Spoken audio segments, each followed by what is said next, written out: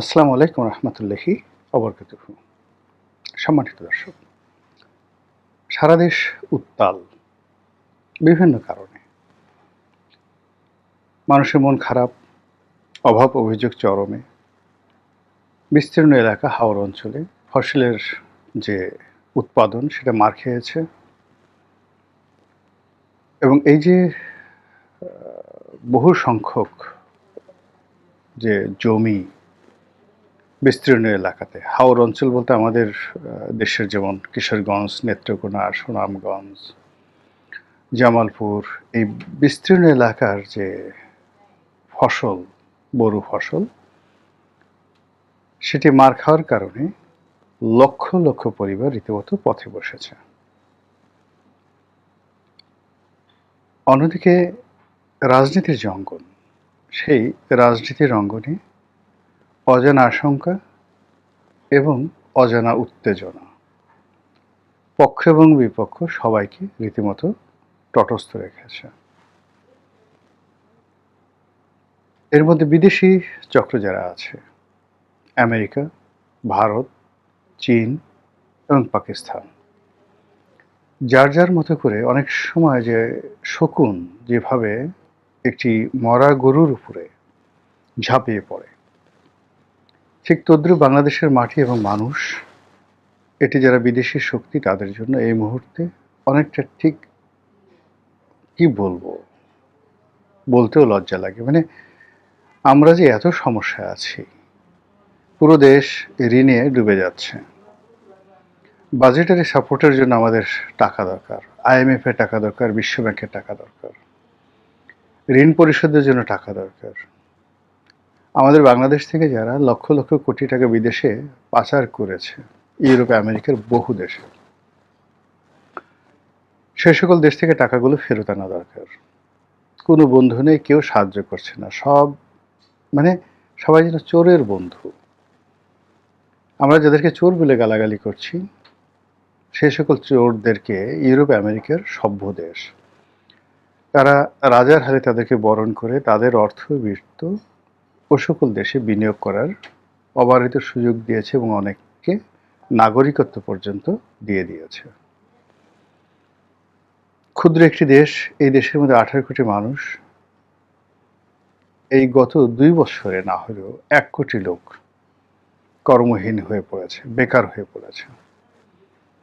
বৈশ্বিক কারণে আমরা কোনো কুল কিনারা পাচ্ছি না, আমাদের এক্সপোর্ট কমে যাচ্ছে, এমনকি আমেরিকাতে আমাদের এক্সপোর্ট মারাত্মকভাবে কমে গেছে।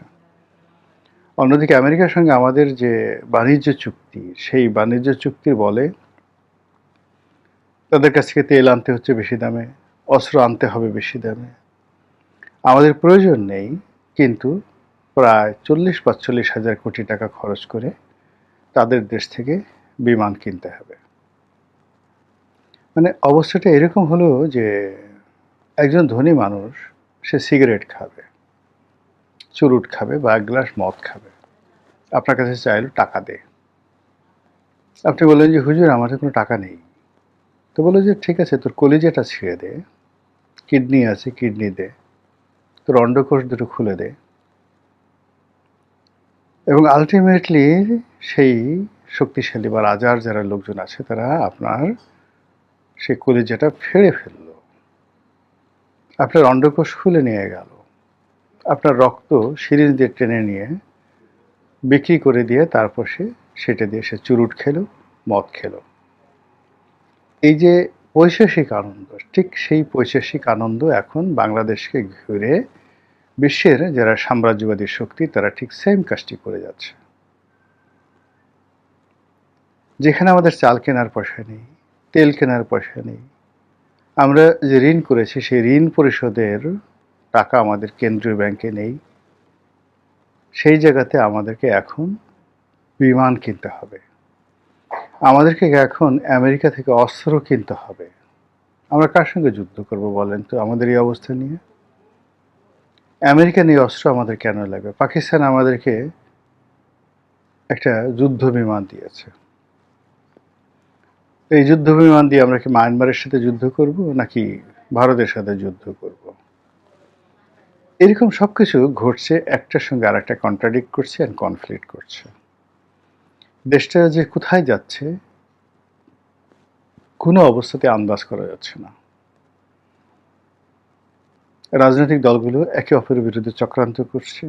একেবারে জুনিয়র এনসিপির যারা নেতৃবৃন্দ রয়েছেন, যাদের বয়স ৩০-এর নিচে, তারা প্রধানমন্ত্রীকে গালাগালি করছেন। বিএনপির যারা লোকজন আছেন, ছাত্রদল, যুবদল, তারা ধৈর্য হারিয়ে ফেলছেন। এবং আমি আজকে এই ভিডিওটি যখন করছি শুক্রবারে, তখনকার খবর হলো ঝিনাইদহতে নাসির উদ্দিন পাটোয়ারি গেছেন, তাকে সেখানে রীতিমতো রাম ধুলাই দেওয়া হয়েছে। থানায় গেছে আশ্রয় নেওয়ার জন্য, সেই থানা জনগণ ঘেরাও করেছে তাকে মারার জন্য। গতকালকের ঘটনা, প্রধানমন্ত্রী সেই শিশু ধর্ষিতা শিশু, যাকে নির্মমভাবে হত্যা করা হয়েছে, তার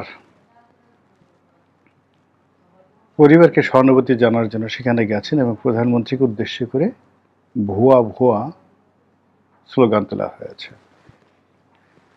তার সঙ্গে মানে স্বরাষ্ট্রমন্ত্রী ছিলেন, আইনমন্ত্রী ছিলেন, প্রায় সবাইকেই লাঞ্ছিত করা হয়েছে গালাগালি দ্বারা, অঙ্গভঙ্গি দ্বারা, এমনকি ধাক্কা যদি দেওয়ার সামর্থ্য থাকতো সেটাও দিত। বিএনপি অভিযোগ করছে যে পুরো কাজটি জামাতের লোকজন করেছে। আর জামাতের লোকজন বলছে যে আমজনতা, সাধারণ মানুষ বিক্ষুব্ধ হয়ে পড়েছে। এই যে অবস্থা, সেই অবস্থা শুধুমাত্র ঢাকাতে নয়, একই অবস্থা সিলেটে, একই অবস্থা চট্টগ্রামে। চট্টগ্রামে এক 4 বছরের শিশু ধর্ষিত হয়েছে। সেই ধর্ষিত শিশুকে নির্যাতনকারী, জুলুমকারী, ধর্ষক, তাকে জনগণ হাতে নাতে ধরে ফেলেছে এবং পুলিশ সেখানে এসে সে ধর্ষককে উদ্ধার করার চেষ্টা করেছে, কিন্তু জনগণ ছাড়তে নারাজ। তারা ধর্ষককে নিজের হাতে বিচার করবে। দেশের ইসলামিক দলগুলোর মধ্যে, বিশেষ করে জামায়াত ইসলামী, এই যে ধর্ষণ মানে বেড়ে গেছে, এই জন্য সেই ইসলামী শরিয়া আইন অনুযায়ী প্রকাশ্যে পাথর মেরে অথবা শিরচ্ছেদ করে দৃষ্টান্তমূলক শাস্তির দাবি করছে। স্বরাষ্ট্রমন্ত্রী বলছে যে এটা ঠিক না, এটা মধ্যযুগ না, এখন আইন অনুযায়ী সবকিছু হবে। আর তার এই জবাবে জামাতের যিনি সেক্রেটারি জেনারেল, তিনি বলার চেষ্টা করছেন যে এত বড় সাহস, আল্লাহ রাসূল যে আইন, বিধান, বিধি চালু করেছেন ধর্ষকদের জন্য, সেটার বিরুদ্ধে কথা বলছে, সেটাকে মধ্যযুগের অসভ্যতামি বলছে। ইট মিনস আপনি আল্লাহর আইন মানেন না, আপনি রাসূলকে মানেন না, আপনি হাদিস মানেন না, কোরআন মানেন না। এখনো পর্যন্ত এই পর্যায়ে আছে, ভবিষ্যতে যদি বলে ফেলে আপনি নাস্তিক হয়ে গেছেন, মুরদাদ হয়ে গেছেন, আল্লাহ মালুম। অন্যদিকে শেখ হাসিনা, তিনি 6 মাসের মধ্যে আসার ঘোষণা দিয়েছেন, মধ্যে কিছুদিন চুপচাপ ছিলেন, এখন আচ্ছা মতো গালাগাল করছেন। তারেক রহমান সাহেব, বিএনপি, জামাত, মানে কাউকে তিনি বাদ দিচ্ছেন না। আর তিনি যে একটি বৈধ সরকার, তিনি যে দেশের জন্য অনেক উপকার করেছেন এবং তাকে ছাড়া যে দেশটি চলবে না, তিনি আবার সেই কথা দশমুখে বলার চেষ্টা করছেন। এর বাইরে সেনাবাহিনীর মহড়া চলছে, সেনাবাহিনী ব্যারাকে ফিরিয়ে আসছে। সেনাবাহিনীর যে মহড়া চলছে, সেই মহড়াতে আবার স্বয়ং সেনাপ্রধান, যেটা ফায়ারিং হচ্ছে, সেই ফায়ারিংয়ের মধ্যে সেনাপ্রধান নিজে উপস্থিত থেকে তার জওয়ানদেরকে তিনি উৎসাহ দিচ্ছেন। অন্যদিকে স্বরাষ্ট্রমন্ত্রী ঘোষণা করেছেন যে জুনের মধ্যে পর্যায়ক্রমে সেনাবাহিনী মাঠ থেকে চলে আসবে। সেনাপ্রধান বলেছেন যে আমরা দায়িত্ব পালন করেছি দেশের প্রয়োজনে এবং সেই দায়িত্ব শেষ হয়ে গেছে, এখন আমরা চলে যাচ্ছি ক্যান্টনমেন্টে। আর সেনাবাহিনী যখন ক্যান্টনমেন্টে যাওয়ার সিদ্ধান্ত নিয়েছে এবং অনেকে চলেও আসছে, কিছু কিছু জায়গাতে সেনাবাহিনী এখনও আছে, ঠিক এই সময়টিতে সারা দেশে চুরি, ডাকাতি, রাহাজানি, খুন, ধর্ষণ, সন্ত্রাস, মানে কি যে একটা অবস্থা তৈরি হয়েছে, যারা ভুক্তভোগী তারা বলতে পারছেন। পুলিশ এখনো পর্যন্ত অ্যাক্টিভ হয়নি, হতে পারেনি, অনেক ক্ষেত্রে পুলিশের মধ্যে দলাদলি, মারামারি, হানাহানি এমন পর্যায়ে মানে আমি আমার এই ঢাকা শহরের জীবনে বা গ্রামে তো আসলে ওই ট্রাফিক পুলিশ নেই। জেলা শহরগুলোতে ট্রাফিক পুলিশ আছে, কিন্তু আমার শৈশবে দেখিনি। আমি ঢাকাতে আসার পর থেকেই এই ট্রাফিক পুলিশ প্রথম দেখি। এখন অবশ্য ট্রাফিক পুলিশ মানে জেলা শহরগুলোতে আছে। তো এই ট্রাফিক পুলিশ সম্ভবত ঘুষ নিয়ে বা নিজেদের মধ্যে কোনো গন্ডগোল, ২ ট্রাফিক পুলিশ কনস্টেবল একেবারে সেই গ্রাম্য কাদায় মারামারি করে রাস্তায় জনগণের সামনে একেবারে একে অপরকে চিৎ করে ফেলে আচ্ছামতো ঘুষিয়ে নাক ফাটিয়ে দিল। আর জনগণ সেই পুলিশের মারামারি ফেরালো। এই দৃশ্য আপনি কখনো দেখেছেন প্রকাশ্যে রাজপথে?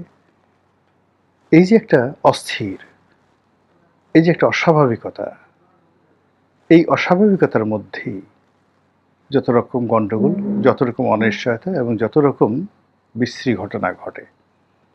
আমরা এই ভিডিওর যে শিরোনামে পায়ের আওয়াজ পাওয়া যায় যে বক্তব্য দিয়েছি, সেই পায়ের আওয়াজ, কোন পায়ের আওয়াজ, কেমন পায়ের আওয়াজ, তারা যে পায়ে জুতো পরেন সে জুতোর রং কি, বা তারা কি খালি পায়ে থাকেন কিনা, স্যান্ডেল পরেন কিনা,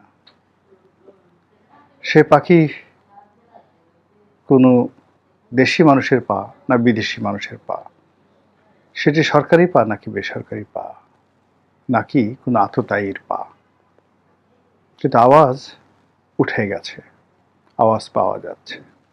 মানুষের মনে স্বস্তি নেই, প্রকৃতিতে স্বস্তি নেই, বিশ্রী সব ঘটনা ঘটে চলছে। মহান আল্লাহ আমাদের সবাইকে হেদায়েত দান করুন এবং হেফাজত করুন। আসসালামু আলাইকুম ওয়া রাহমাতুল্লাহি ওয়া বারাকাতুহু।